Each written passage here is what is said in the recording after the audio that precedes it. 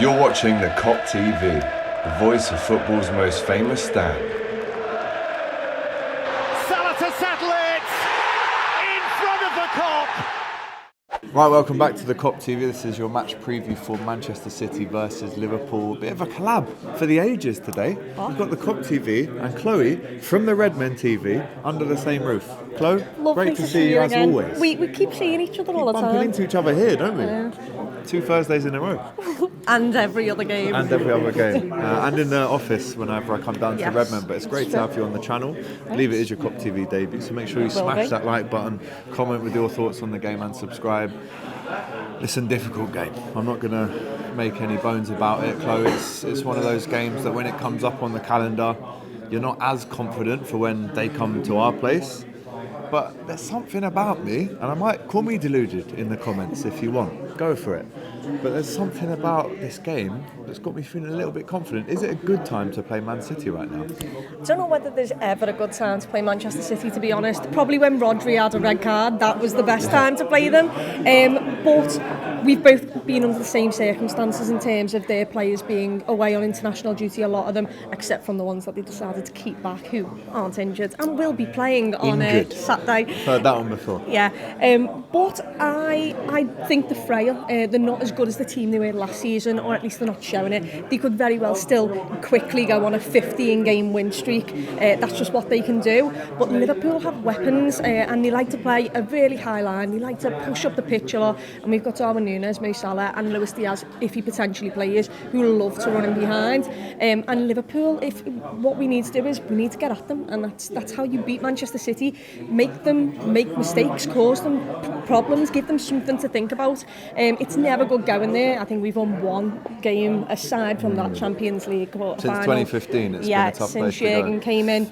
But they've not won at our ground either, and it's very much a game where go and try and take all 3 points, because that's your best option of winning the league. But yeah, it's not going to be easy, but we can hurt them. We can hurt them. I asked Phil Thompson his score prediction earlier. He gave us a Desmond, a 2-2, which I think if you offered us that now, Take it. we would. Okay, we'll take it. Let us know in the comments if you would take that if someone offered it to you right now. Ben, top man. See you next time, brother. All the best, mate. But it's an early kick-off. You were talking about getting up for it, getting in their faces, forcing them into mistakes. The 15th 12:30 kick-off, I think, since 2015. With that being said, we've had a very successful international break. A lot of our strikers and midfielders have been pinging in the goals. We won our last 12:30. I think it was Wolves. It was a comeback. it was Wolves. Andy Robbo scored that. Can we make it 2 in a row? I mean, there's that 12:30 kick-off kind of hoodoo, but have we got round that? Maybe, or are we going to find out on Saturday? I think you've just got to get on with it. Yeah. Make it not a thing, basically. Yeah, I understand Jürgen Klopp is angry at it, and the fact that this game is the biggest game of the weekend and it's a 12:30 kick-off is mental. But both teams have had the same problems, and all of our players are in great form. Darwin Núñez absolutely killing it with Uruguay. You've got Szoboszlai, who's just captained Hungary into the Euros. You've got Virgil van Dijk, who's been a monster so far this season. He's just got his national team into the Euros. Is that his first? So no, he was at the World Cup, wasn't he? Was. But he missed the last Euros with his ACL. Salah's on fire for Egypt. Salah's absolutely killing I'm pretty it. sure Gakpo scored. Yeah, Jota scored. He did. So and Jota Little also roots. had he missed the second game that they played. So there's a little break. So everyone's firing, and I think like Darwin Núñez, you kind of need to keep him in that form, and when he's in that form, give him the confidence and let him play. And I think he'll really enjoy playing, off the back of Akanji and Ruben Dias. Dias, great pronunciation. Thank you, thanks so much. Excellent. Portuguese there. I love Darwin Núñez. Right, I'm going to say it like that. I think I've almost been his biggest fan. When we've come off of international break in the past, especially this season, we've almost not started him. In my opinion, and I hope you share it as well, this is the game where, yes, he's going to be travelling back from South America. Yes, a lot of miles on the clock. But this is the game where you unleash him, go and cause some chaos, get them tired, press them into early mistakes, and see where we go from there. But would you start him on Saturday? I think he's one of the first names on a team sheet, to be honest. I think he's came back with a bit of cramp and some niggles here and there after international duties. Hopefully that won't be the case, because he wasn't played in that Wolves game. He came off the bench and did really, really well now. But this game, I think you need to make a statement, and I think you start and you tell him to go again, because there's Europa League games coming up where you can drop him if he needs rest.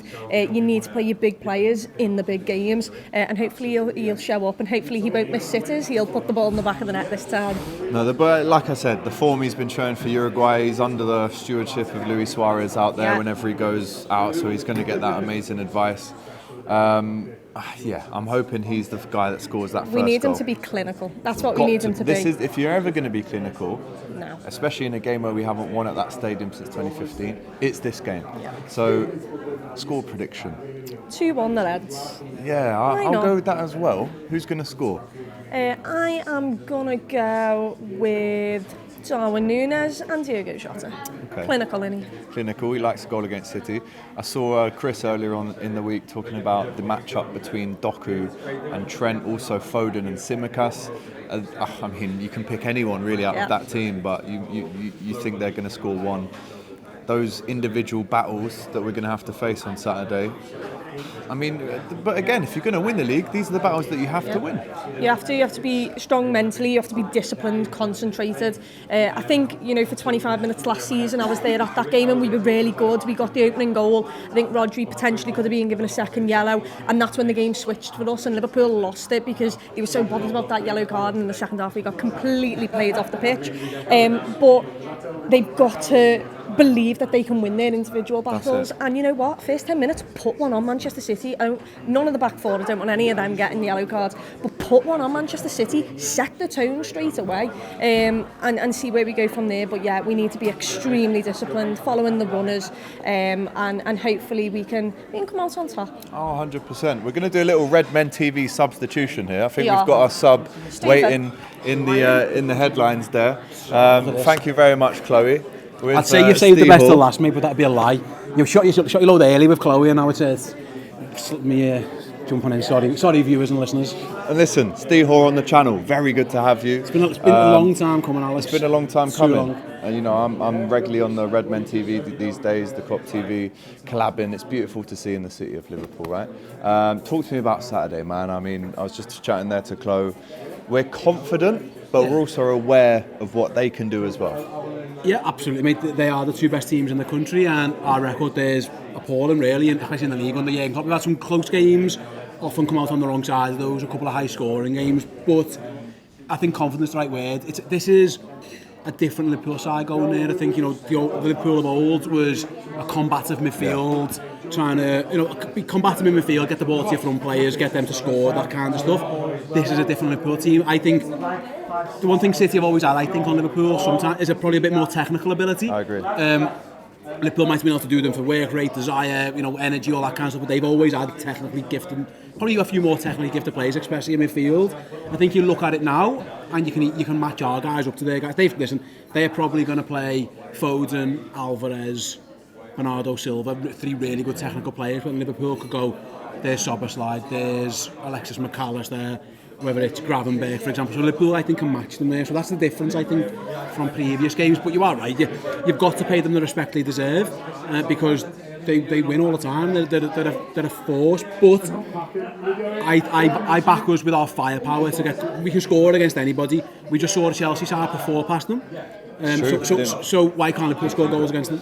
100%. Do you think, and I definitely agree with this statement, but the first 15-20 minutes, is that almost going to decide the tempo for the rest of the game, and hopefully we can nick a goal? If we concede one, though, in the first 15-20, could be a long afternoon. Yeah, it could be difficult.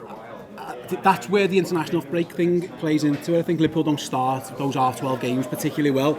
I don't think we started that good. The derby against Everton, I don't think we started. Wolves away was a bit of a shambles for the first half at least. Liverpool have had times this season started slowly.